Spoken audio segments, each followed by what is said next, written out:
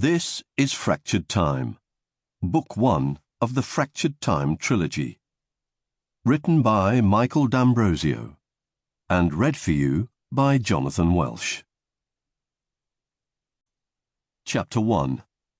Stranded. Vesula was an alien planet with mountainous terrain, forests and oceans, teeming with prehistoric and mythical creatures. On a distant mountain was an ominous castle. The overcast sky added to its sinister presence.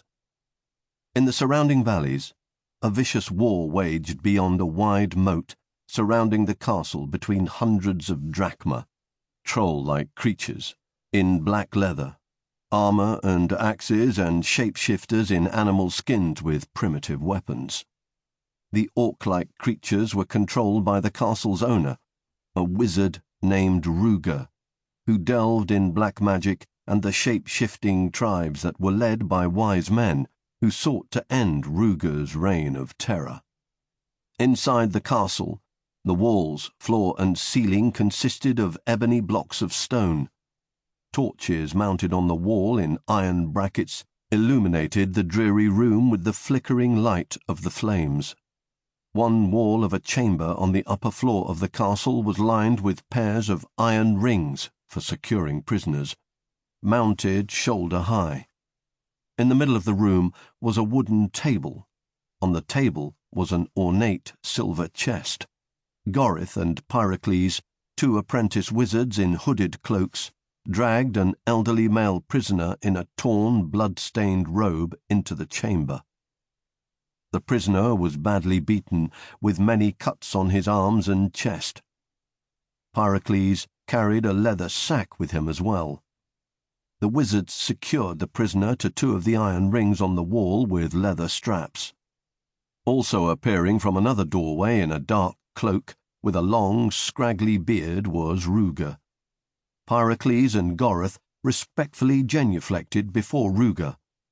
Pyrocles then handed over the sack to Ruger. "So, you finally captured a guardian with a device," uttered Ruger sarcastically. "There aren't many of them left, and they rarely leave their confines," grumbled Pyrocles. Ruger removed a high-tech device from the sack and studied it. It had two small screens and two keypads. Leather straps dangled from the device, designed to be worn on the back of the wrist. He approached the prisoner and yanked his hair. "What is this weapon?" he demanded to know. It's not a weapon," muttered the prisoner feebly. It's for transportation." Ruger stared at him with disdain and commented mockingly, "Is it now?" He placed his hand on the man's temples and closed his eyes. Pyrocles and Gorith observed as the strain on Ruger's face indicated his intense concentration. The prisoner shuddered until Ruger removed his hands. He turned to his apprentice and announced, "I have all I need from him." Ruger strapped the device onto his left arm. The device startled him with 3 beeps and various illuminating lights.